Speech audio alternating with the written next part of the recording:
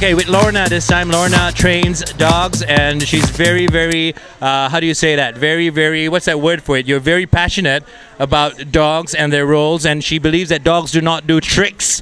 Dogs have got a purpose, and their purpose is best explained by you.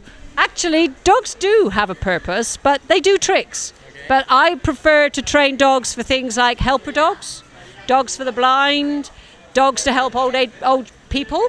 So I like to teach them tricks that are useful. Like if they're working with a hearing impaired person, I like a dog that is going to be able to go, "Mum, mum, mum, the door is ringing." Now, how they do that is just the same as begging for a treat. Annie? So if this dog wants this, what she will do is she will use her foot. What do you want? What do you want? You want a foot? You want one treat? One treat? One treat? One treat? Ask me. Ask me. There you go. So all she's doing is begging for the treat. But if she learns that if the doorbell rings and she comes to me and tells me the doorbell is ringing, she gets a treat. Now what she's doing is what I call a useful trick. Right? So as for singing dogs, dogs that jump up and down on trampolines, yeah, or one of my favorites is the YouTube dog that does the skateboarding. Have you seen him? Bulldog, skateboard, yeah, fantastic. No, don't teach that. But we actually run an organization called puppytraining.my.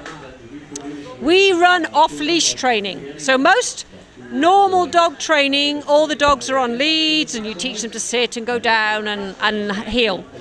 What we want dogs to do is be social. And we want people to take their dogs for a walk. And we want people to get together and take dogs for a walk, because after all, they're pack animals. And what about the response in the country right now for dogs that are trained to do stuff like that? Are there many dogs who are into the service of, you know, like going to the hospitals and stuff, visiting the elderly? There are many? There's not that many in Malaysia. If we were in Australia or the UK, it is very normal, very normal. And it's been proved again and again that it's very successful. I mean, dogs have been known to bring patients out of comas. Yeah? Here, of course, it's a little bit more complicated because of the religious strictures in some cases. But the interesting thing is I've lived here 10 years now, and the dog movement is growing. The amount of people who own dogs, the amount of people who are actively doing things with their dogs, it's growing all the time, which I think is great.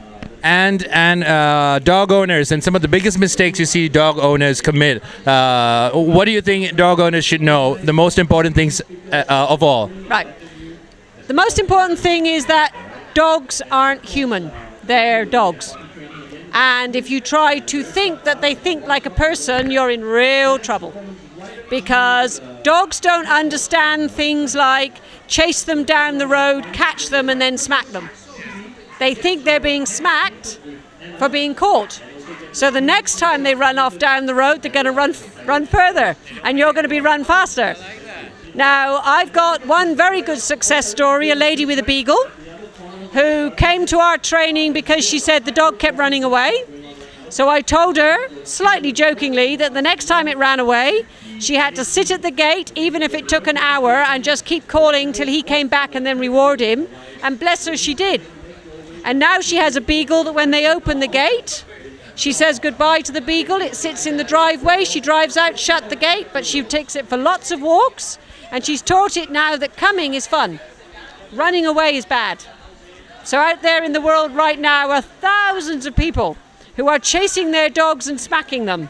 Don't chase your dog and smack it. It won't work. Good words of advice. Thank you. Rock and roll.